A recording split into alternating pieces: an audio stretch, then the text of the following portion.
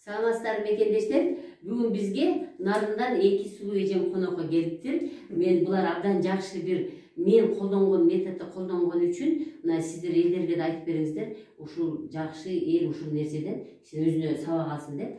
Мына азыр сурап отурам. Так, сиз жашыңыз канчада? 60-та. 60-та. Сиз менин методум ичинен эмнени колдондуңуз?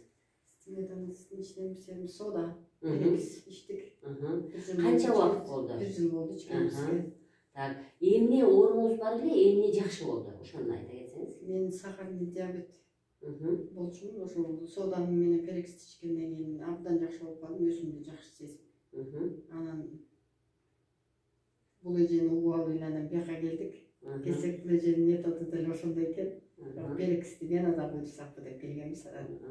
Ошол жакшы эми консультациясын алдык, жакшы буйруп баштайбыз. Так, сизде кандай өзгөрүү болду?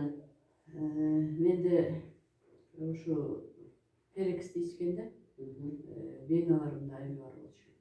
Сиз васкулит деген оору? Васкулит бар болчу. Анан варикозный расширение бар болчу. Азыр абдан жакшы, баскарып турганым жеңил. Негизи мен ушуну предлагать этет элем, эженин методу абдан жакшы метод экен. Перекисти да ичкиле, коркпой эле. Телефондон консультация бериңиз деп суранышат да.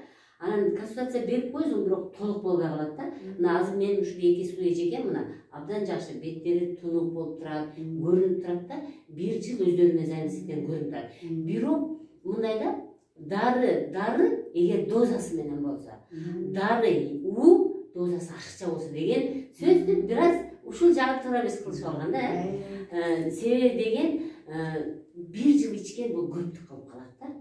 Ашказанды дем алдырыш керек. Мына бир аз эмне үчүн дагы болсо, дагы деле болсо бир аз бул нерседен чыга албадыңар, анча мынча баары бир жалптар бар да, даттануу бар. Эмне үчүн мындан чыга албады? Себеби деген 1 жыл ичүү бул көптүк кылат. Биринчиден. Экинчиден, сода дайыма эле ар бир адамга жака бербейт да. Мисалы, ашказан ооруган адамга абсолютно 100% каршы болот да, бул болбош керек. Анан адам организмди жазда күздө гана тазалаш керек. Биз перекис менен жазда күздө гана тазалайбыз. Ошо мен жазда күздө гана ичкиле деп айтам да. Жазда күздө гана ичиш керек, ашказанга неме бериш керек, дем алуу бериш керек да. Абдан жакшы, мен көрүп абдан сүйүндүм, жакшы, бирок дагы да болсо лимфа массажды силер көрүп койгонуңар, бирок жасабагансыңар, лимфа массаж жасаш керек, дыхательный гимнастиканы жасаш керек, курсактарды басыш керек. Анан мен айттым, нарындык туугандар, сен 4 күндө бир эт жегениңерде мындан да малыңар көбөйүп байып кетмексиңер деп тамашаладым. 4 күндө бир жеш керек эттичи. Анан муну калган дагы түшүндүрүп бердим, ошо кандай суу ичиш керек, этти 4 күндө бир жеш керек. Деги эле любой тамакты 4 күндө бир жеш керек. Бул ротационный диета деп коет. Мисалы бүгүн күрүч жедиңизби? Бул сиз дагы 3 күндөн кийин 5-чи күнү гана жешиңиз керек да.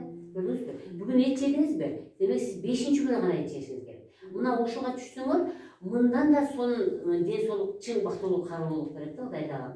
Ошон үчүн сөзсүз түрдө мага келсеңиздер, мен мына туура эмес кылган жактарын мен айтып беришим керек да. Телефондо айтып бериңиздер, телефондо кыска гана айтып берип коем.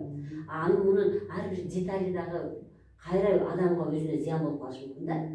Ошол, урматтуу туугандар, дениңиз сак болсун, ооруңуздар, эжекелерге ден соолук каалайм. Эми мен эжекелерге айтып атам, массажга сөзсүз түрдө келиңиздер деп атам да. Буюрса келебиз, сизге